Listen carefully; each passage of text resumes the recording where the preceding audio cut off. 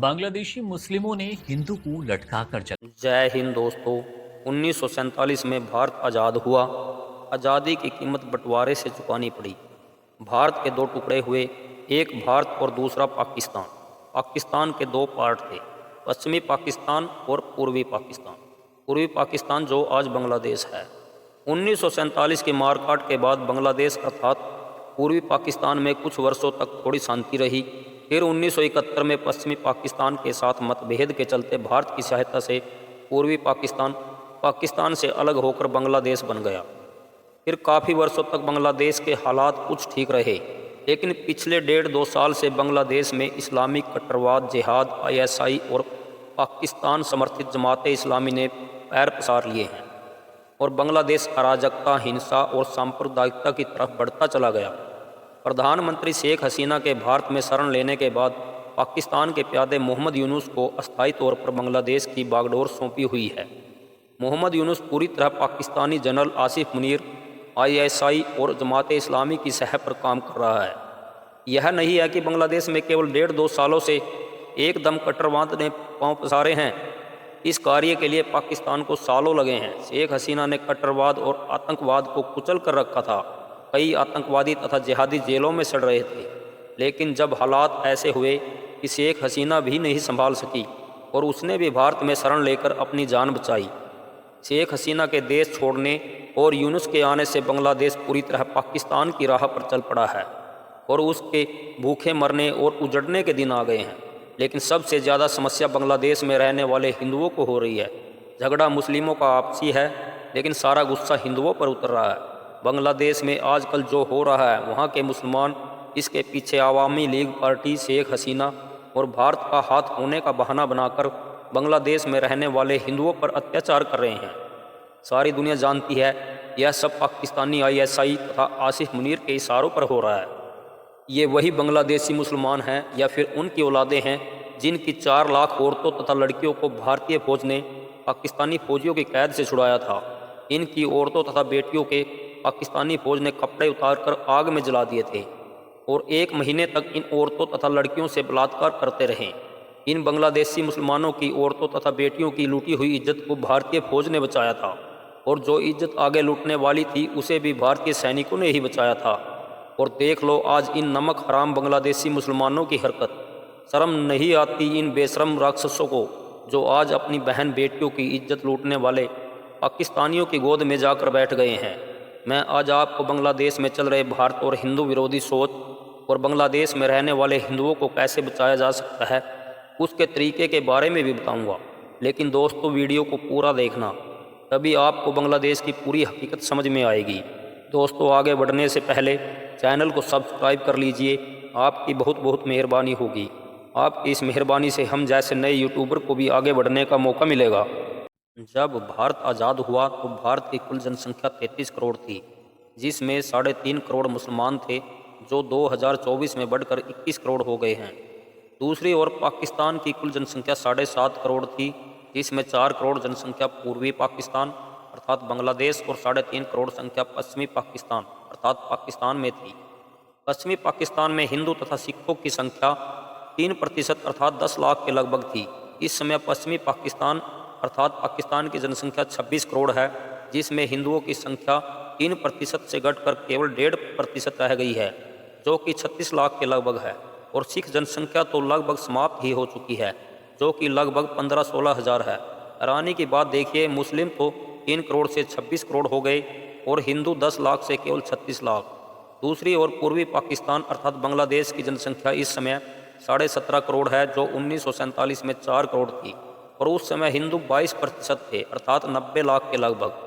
और इस समय 22% से घटकर 8% रह गए हैं, जो कि 1 करोड़ 35 लाख हैं। बाकी सब मुस्लिम हैं।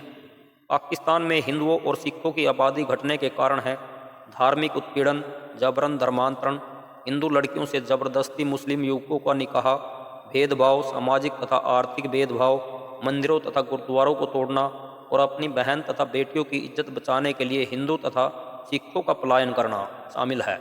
यह सब पाकिस्तान में खुलेआम चल रहा है। दूसरी ओर बांग्लादेश में भी हिंदुओं की आबादी जिस दर से बढ़नी चाहिए थी उतनी नहीं बढ़ी है, जिसके कारण है सुरक्षा तथा बेहतर आय के साधन की तलाश में बहुत से हिंदू भारत आ गए हैं। बांग्लादेश में भी धार्मिक हिंसा तथा भेदभाव तो हुआ हिंदुओं के साथ, लेकिन पाकिस्तान की बजाय थोड़ा कम।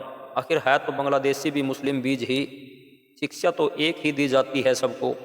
एक कहावत है, 10 हिंदुओं के बीच में एक मुसलमान सुरक्षित रह सकता है, लेकिन 6 मुसलमानों के बीच 4 हिंदू भी सुरक्षित नहीं रह सकते। यह सब अच्छी बुरी सोच, शिक्षा तथा संस्कार पर निर्भर करता है। गंदी सोच, बुरी शिक्षा और कट्टरवादी विचारधारा के कारण मुस्लिमों ने इकट्ठा होकर बेचारे बेकसूर दीपू को जिंदा ही जला दिया है।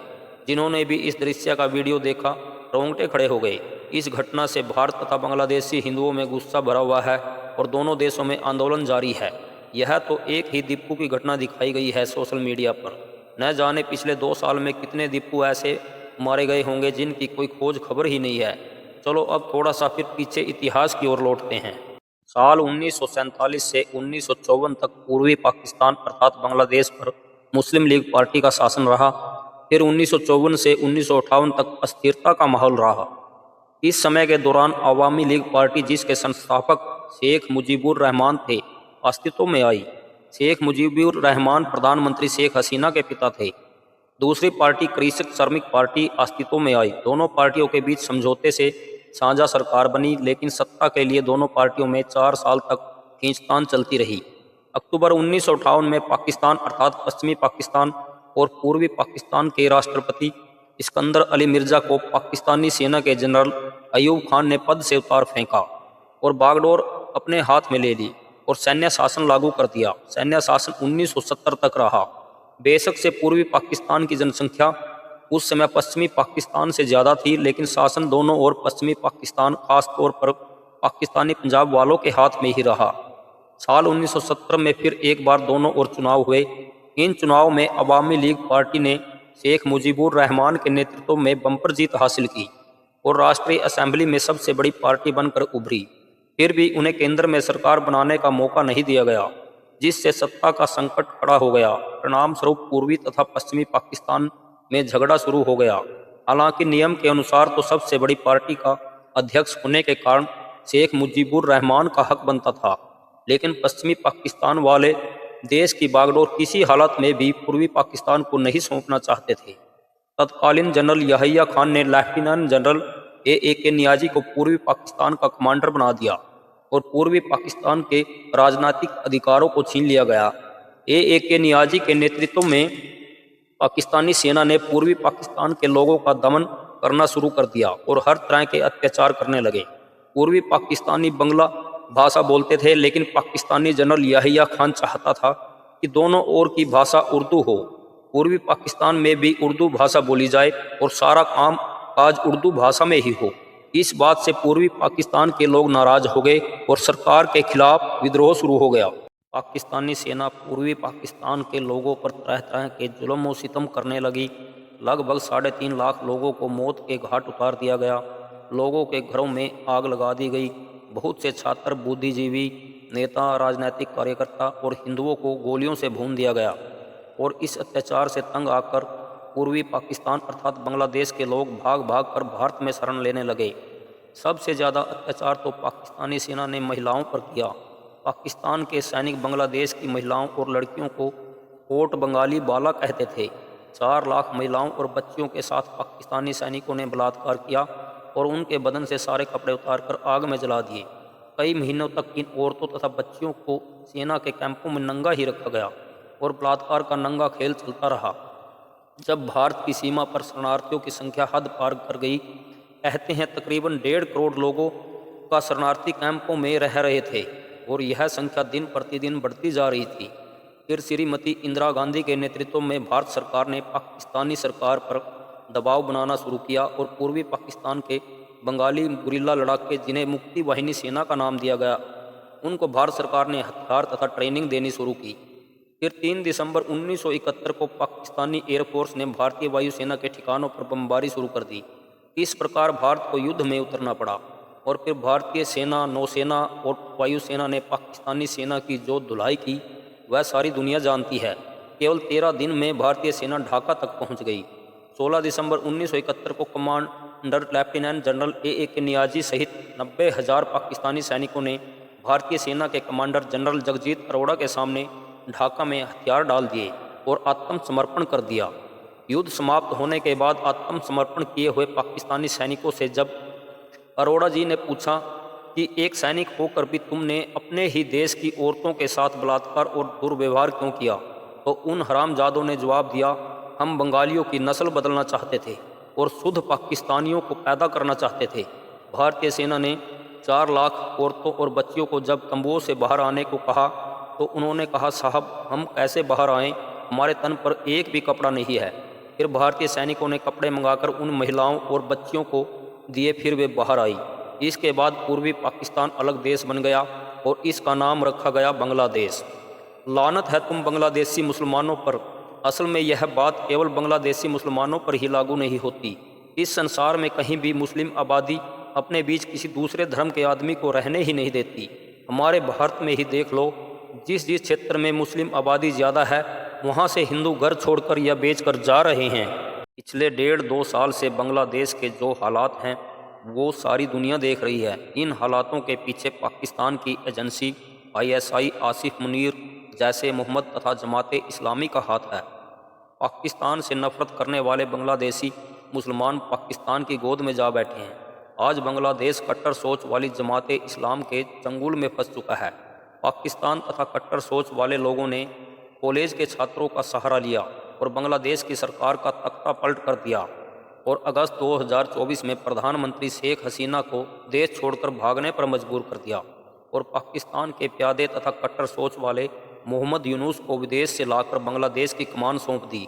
मोहम्मद यूनुस ने आते ही सबसे पहले तो उन आतंकवादियों और मुजरिमों को जेल से रिहा किया जिन्हें शेख हसीना ने पिछले कई सालों से जेल में डाल रखा था, और इन आतंकवादियों ने बाहर आकर इस्लाम के नाम पर मुसलमानों में जहर भरना शुरू कर दिया और हिंदुओं का जीना हराम करने लगे। हिंदू मंदिरों को जला दिया गया। दुर्गा मंदिर, माँ काली मंदिर और इस्कॉन मंदिरों की मूर्तियां को तोड़ दिया गया। हिंदुओं के घरों में आग लगा दी गई। बहुत से हिंदुओं की हत्या कर दी गई। बहन बेटियों से दुर्व्यवहार किया गया। पूरे विश्व ने इनकी दरिंदगी को टीवी तथा मोबाइल पर देखा। यह बूढ़ा यूनुस बाहर से शरीफ दिखता है लेकिन इसके अंदर हिंदुओं के प्रति जहर भरा हुआ है। अब 12 फरवरी 2026 को बांग्लादेश में इलेक्शन होने वाले थे, लेकिन 15 दिसंबर 2025 को छात्र नेता उस्मान हादी को गोली मार दी गई और 18 दिसंबर को उसकी मौत हो गई। यह वही उस्मान हादी है जिसके नेतृत्व में बांग्लादेश में छात्रों ने आंदोलन किया था और शेख हसीना को भागने पर मजबूर कर दिया था। उस्मान हादी अपने कट्टर विचारों के कारण बांग्लादेशी मुसलमानों में काफ़ी प्रसिद्ध हो गया था। वह हिंदू विरोधी था। उस्मान हादी ढाका सीट से निर्दलीय चुनाव लड़ने वाला था। इस आदमी से यूनुस भी डरता था। हालांकि यूनुस ने शेख हसीना की पार्टी अवामी लीग को बैन कर दिया है, लेकिन जमाते इस्लामी NCP और BNP पार्टी इलेक्शन लड़ने वाली थी। BNP पूर्व प्रधानमंत्री खालिद जिया की पार्टी है और उनका पूरा परिवार लंदन में निर्वासित जीवन जी रहे हैं। खालिद जिया के बेटे 25 दिसंबर को ढाका पहुंचने वाले थे, लेकिन Pakistani army chief Asif Munir, ISI जैसे मोहम्मद यूनुस नहीं चाहते कि कोई ऐसी पार्टी चुनाव जीते जो हिंदुओं को सपोर्ट करे। इसलिए उन्होंने बांग्लादेश में हिंदुओं के प्रति कट्टरता फैलाने के लिए उस्मान हादी की हत्या करवा दी गई और सारा इल्ज़ाम भारत और शेख हसीना पर लगा दिया कि मुसलमान और भड़के और जमाते इस्लामी की तरफ मुस्लिमों का रुझान बढ़े। ये लोग बांग्लादेश में कट्टरवादी हिंदू विरोधी जमाते इस्लामी की सरकार बनाना चाहते हैं। उस्मान हादी की मौत से भड़की जिहादी भीड़ ने डेली स्टार अखबार के दफ्तर में आग लगा दी। शेख मुजीबुर रहमान का पुराना घर तोड़ दिया गया। नतीजा घूम फिर कर बात हिंदुओं पर आ गई। कुछ जिहादियों ने फैक्ट्री में मजदूरी करने वाले हिंदू युवक दीपू पर इस निंदा का आरोप लगा दिया। जब कभी भी जिहादियों को किसी दूसरे धर्म के व्यक्ति की हत्या करनी होती है, वे इस निंदा के हथियार को इस्तेमाल करते हैं। इस निंदा के आरोप में मैमन सिंह जिले की पुलिस दीपू को पकड़कर थाने ले आई, लेकिन थोड़ी देर बाद जमाते इस्लामियों की भीड़ थाने पहुंच गई और पुलिस वालों ने दीपू को भीड़ के हवाले कर दिया। प्रशासन, पुलिस, सेना सब मिले हुए हैं और भीड़ ने दरिंदगी दिखाते हुए पहले तो दीपू को पीटा, फिर उसके पाँव में रस्सी बांधकर घसीटा और फिर पेड़ पर लटकाकर उसे जिंदा जला दिया। उस दिन से ही हिंदुओं के घरों को फूंका जा रहा है। जब इस घटना का वीडियो सार्वजनिक हुआ तो भारत में जगह जगह बांग्लादेश और मोहम्मद यूनुस के खिलाफ जुलूस निकाले गए। तब मोदी सरकार के दबाव में आकर यूनुस ने हत्या के आरोपियों को पकड़ने के आदेश दिए। और केवल 10-12 लोगों को पकड़कर खाना पूर्ति कर दी। दोस्तों, अब सवाल यह उठता है, यदि बांग्लादेश में यही हाल रहा तो फिर वहाँ रहने वाले हिंदुओं का क्या होगा? कौन बचाएगा उन्हें? क्योंकि बांग्लादेश तो अब पाकिस्तान की राह पर चल पड़ा है। और यदि मोदी सरकार के दबाव में मोहम्मद यूनुस इस समय हिंदुओं को सुरक्षा भी दे देते हैं तो कब तक? 1 साल, 2 साल, 10 साल, 20 साल? लेकिन फिर क्या होगा? क्योंकि मुसलमान तो फिर मुसलमान हैं, फिर समय बदलेगा और जिहादी फिर हिंदुओं को मारेंगे। एक कहावत है, बकरे की माँ कब तक खैर मनाएगी? तो फिर बांग्लादेश का इलाज क्या है? चलो यह भी आपको बताते हैं। बांग्लादेश में हिंदुओं की संख्या वर्तमान समय में 1,35,00,000 के लगभग है। इतने हिंदुओं को एक साथ भारत में शरण देना कोई आसान कार्य नहीं है। बांग्लादेश में हिंदू आबादी ढाका डिवीज़न के गोपालगंज, दिनाजपुर, सिलहट डिवीज़न के मौलवी बाजार, रंगपुर डिवीज़न के ठाकुरगांव, चटगांव डिवीज़न के पहाड़ी इलाके, खुलना और जेसोर में रहती है। बांग्लादेश में कुल 8 डिवीज़न और 64 ज़िले हैं। डिवीज़न अर्थात मतलब जैसे भारत में राज्य हैं, ऐसे ही बांग्लादेश में डिवीज़न हैं। भारत को एक मौका मिला था 1971 में। यदि उस समय भारत सरकार चाहती तो बांग्लादेश का कुछ हिस्सा भारत में मिलाकर बांग्लादेशी हिंदुओं को निकालकर उस हिस्से में बचा सकती थी, लेकिन उस समय इस बारे में किसी ने सोचा ही नहीं। आज भी वही बात है। भारत की स्थल सीमा 3 ओर से बांग्लादेश से लगती है और चौथी तरफ समुद्री सीमा लगती है। मोदी जी को चाहिए कि चारों तरफ से एयरफोर्स, नेवी और थल सेना एकदम आक्रमण करे और बांग्लादेश की सेना को हथियार डालने पर मजबूर किया जाए, जैसे 1971 के युद्ध में हुआ था।